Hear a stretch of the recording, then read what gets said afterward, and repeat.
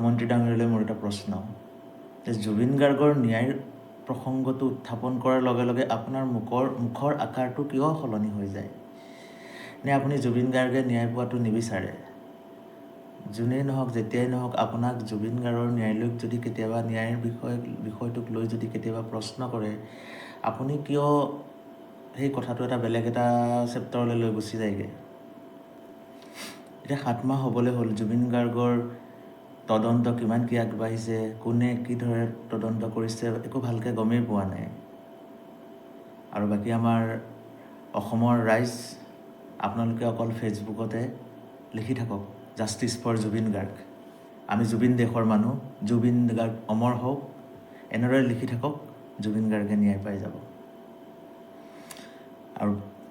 আৰুতো বেলেগ এতিয়া আমি কৰিব লগা আমাৰ কাম একোৱেই নাই জুবিন গাৰ্গৰ ন্যায়ৰ কাৰণে। আজি জুবিনদাৰ ন্যায়ৰ কাৰণে মাত মাতিবলৈ কাৰো সময় নোলোৱা হ'ল। এইখন অসমত যিখন অসমৰ কাৰণে জুবিন গাৰ্গে ইমানখিনি কৰি থৈ গ'ল, সেইজন জুবিন গাৰ্গৰ কাৰণে আজি কাৰো অকণমানো সময় নোলোৱা হ'ল। বেয়া লাগিছে, নিজকে লাজ লাগিছে নিজক অসমীয়া বুলি ক'বলৈ। এজন আমাৰ সকলোৰে ভইচ আছিলে যিজন, সেইজন আমাৰ মাজৰ পৰা নোহোৱা হৈ যোৱা আজি 7 মাহৰ ওপৰত হৈ গ'ল। এতিয়ালৈকে তেওঁ কোনো ন্যায়ৰ তদন্তৰ কি হৈছে একো নাই। বাকী আমাৰ অসমীয়া ৰাইজ আপোনালোক দৌৰি ফুৰক, আঁচনিৰ পকৰত দৌৰি ফুৰক।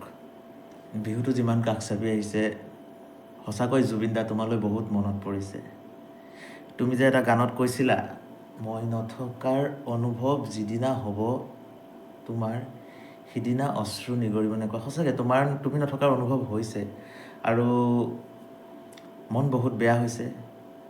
আৰু এইবাৰ বিহু প্ৰগ্ৰেমৰ লগত সেইবাবে ইমানটো জড়িতও নাই, ক'লৈকৈ এনেকৈ নাযাওঁ বিহুলৈ। কেলৈ কৈছোঁ, এই বিহু মঞ্চত যে তোমাৰ সেই মাতটো শুনিবলৈ নাপাওঁ আৰু মাইকত এনাউন্স কৰা তোমাৰ সেইটো নাম শুনিবলৈ নাপাওঁ, এয়া মঞ্চত জুবিন গাৰ্গ বুলি। নোৱাৰিছোঁ আৰু নোৱাৰোঁ এনেকৈ এইবাৰ বিহুত, সেইকাৰণে ইমান জড়িত নাই। বিহুটো পাতিম, বিহুটো এনেও পাতিব লাগিব। বিহু আমাৰ অসমীয়াৰ আৱেগ অনুভূতি জড়িত হৈ আছে বিহুৰ লগত। কিন্তু মঞ্চ বিহুৰ ক্ষেত্ৰত এইবাৰ অলপ নিজক আঁতৰ কৰি ৰাখিছোঁ। কিয় কৈছোঁ, জুবিনদা তোমাৰ অবিহনে মঞ্চ বিহুবোৰ সঁচাকৈ আধৰুৱা। সেইদিনা গৰিমা বৰুৱাৰ এটা ভিডিঅ' দেখিছিলোঁ, তেওঁ যিটো ভিডিঅ'ত ক'ব লগা হৈছে জুবিনক ন্যায় প্ৰদান কৰক। আজি ক'ত হ'ল? মই ক'ব খুজিছোঁ, আজি ক'ত গ'ল সেই জুবিন ফেন ক্লাবসমূহ, জুবিন গাৰ্গৰ সেই অনুৰাগীসমূহ? নে সেয়াই আছিল নেকি তোমালোকৰ জুবিন প্ৰেম? যিজন জুবিন গাৰ্গে অসমীয়া সংগীত জগতখনক এনেকুৱা এটা স্থান দিলেগৈ, সেইজন জুবিন গাৰ্গৰ কাৰণে মাতিবলৈ আজি অসমৰ সাংস্কৃতিক জগতৰো কাৰো সময় নাই, জুবিন ফেন ক্লাবৰো সময় নাই কাৰো, অসমৰ ৰাইজৰ সময় নাই। নে জুবিন গাৰ্গৰ আমাৰ অসমত একো অস্তিত্বই নাছিলে?